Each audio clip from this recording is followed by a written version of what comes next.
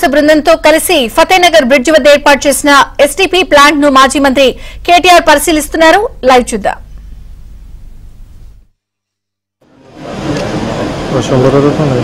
మనం వర్కనమాట 8544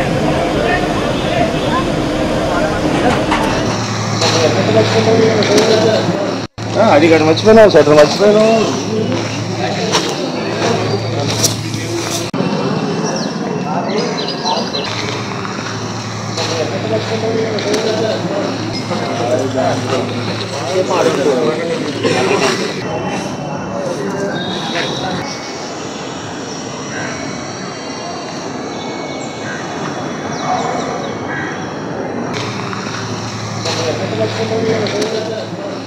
అది గడ మర్చిపోయాను షటర్ మర్చిపోయాను.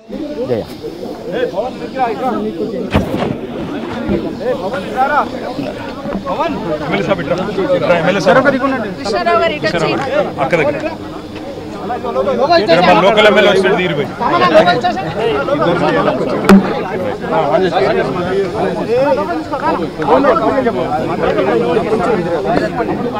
రెడీయా పట్టుకోండి సార్, ఒక్కరు పట్టుకోండి, ఒక్కరు తీసుకుంటారు.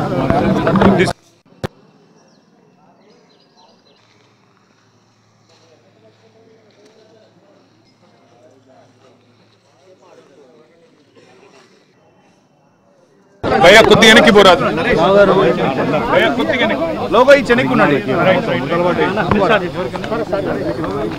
హైదరాబాద్ మహానగరాన్ని ఒక విశ్వనగరంగా తీర్చిదిద్దాలనే దృఢ సంకల్పంతో పెద్దలు మాన్యులు తెలంగాణ తొలి ముఖ్యమంత్రి కేసీఆర్ గారి నేతృత్వంలో జిహెచ్ఎంసీ పరిధిలోని ప్రతిరోజు ఉత్పత్తి అయ్యే 2000 మిలియన్ లీటర్లు ఏదైతే అంటే 2000 మిలియన్ లీటర్లు అంటే దాదాపు 20 కోట్ల లీటర్ల మురికి నీరు ఏదైతే ఉన్నదో దాన్ని సంపూర్ణంగా శుద్ధి చేయాలన్న ఉద్దేశంతో ఆనాడు దాదాపు 4000 కోట్ల రూపాయల ఖర్చుతో 31 సివరేజ్ ట్రీట్మెంట్ల ప్లాంట్లకు ఆనాడు నిర్మాణానికి శ్రీకారం చుట్టడం జరిగింది.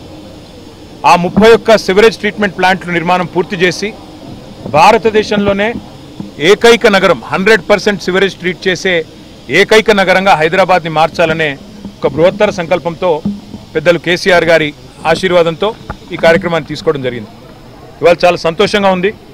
మా కూకట్పల్లి ఎమ్మెల్యే కృష్ణారావు గారి ఆహ్వానం మేరకు, పెద్దలు శ్రీనివాస్ యాదవ్ గారి ఆహ్వానం మేరకు ఇవాళ కూకట్పల్లి కాన్స్టిట్యున్సీలోని ఫతేనగర్ ఎస్టీపీ ఏదైతే ఉన్నదో ప్రారంభోత్సవానికి సిద్ధంగా ఇప్పుడు ప్రస్తుతం ట్రయల్ రన్ దశలో ఉన్న ఈ ఎస్టీపీని 133 MLDల కెపాసిటీ కలిగే ఈ ఎస్టీపీని సందర్శించడం మా గౌరవ శాసనసభ్యులందరం కూడా కలిసి పెద్దలు శ్రీమతి సబితా ఇంద్రారెడ్డి గారు, సోదరులు మాగంటి గోపీనాథ్ గారు, మరి రాజశేఖర రెడ్డి గారు, అదేవిధంగా శాసన మండలి సభ్యులు పెద్దలు మహమూద్ అలీ గారు, అదేవిధంగా గౌరవనీయులు షంబిపూర్ రాజు గారు, మా రాగిడి లక్ష్మారెడ్డి గారు, అదేవిధంగా మా స్థానిక కార్పొరేటర్ అందరం కూడా కలిసి వీటిని సందర్శిస్తూ ఉన్నాం.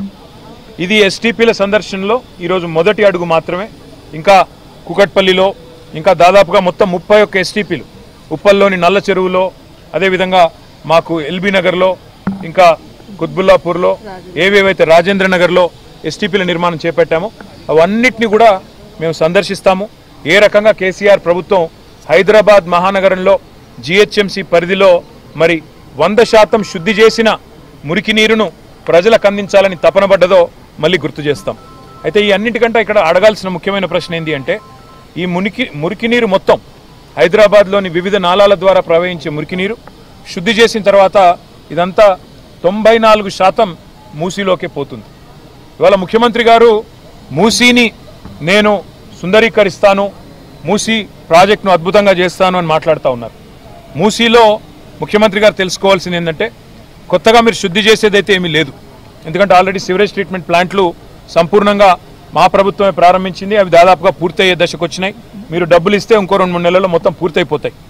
మరి 4000 కోట్లు ఖర్చు పెట్టి మొత్తం 100% సివరేజ్ ట్రీట్మెంట్ అయిపోయిన తర్వాత మరి వాళ్ళ ముఖ్యమంత్రి గారు ఆయన మంత్రివర్గం మాట్లాడుతున్న మాటలు, మూసీ ప్రాజెక్టు కోసం 1,50,000 కోట్లు ఖర్చు పెడతామని ఒకసారి, 50,000 కోట్లు అని మరొకసారి, 70,000 కోట్లు అని మరొకసారి ఏవైతే మాట్లాడుతున్నారో ఈ మాటలు చూస్తూ ఉంటే మాకు అనుమానం వస్తూ ఉన్నది.